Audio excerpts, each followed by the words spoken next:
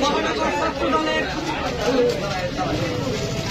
সহসভাপতি জনাব আশিক হাওলাদার, আবার এখানে উপস্থিত আছেন মহানগর বিএনপির আহ্বায়ক কমিটির সদস্য নুরুল ইসলাম পনির, উপস্থিত আছেন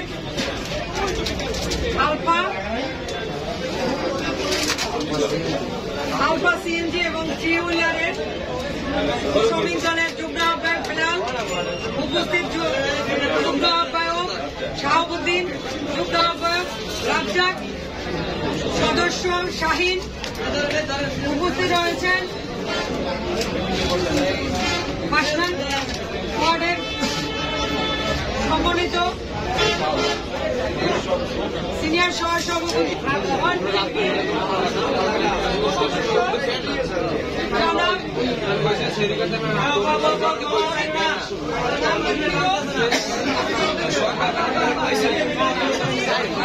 ঠিক আছে, ভিতরে জায়গা নাই, ভিতরে জায়গা নাই।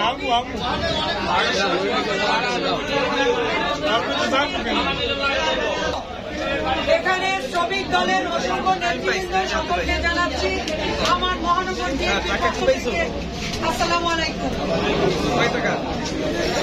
আজকে আমি প্রথমেই লতিফ হাওলাদারের মাগফিরাত কামনা করছি এবং তার জন্য দোয়া করছি যাতে তিনি ওই পারে ভালো থাকেন। তিনি একজন ভালো সংগঠক ছিলেন। তিনি শ্রমিক দলকে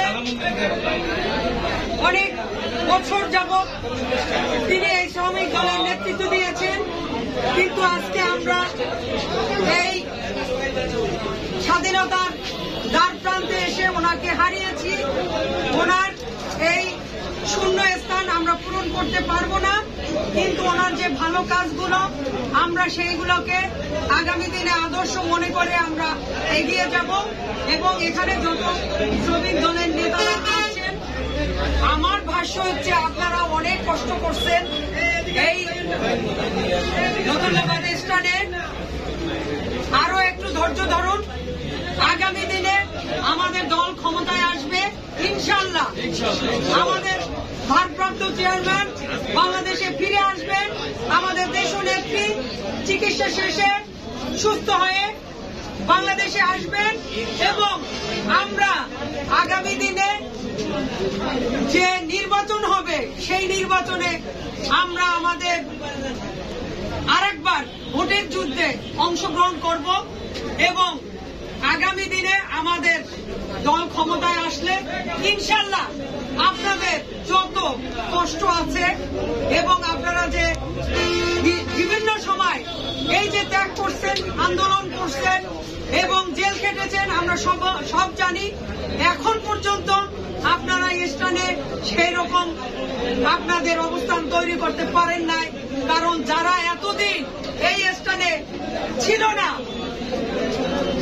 নতুন নব্য আজকে স্থান দখল করে বসে আছে।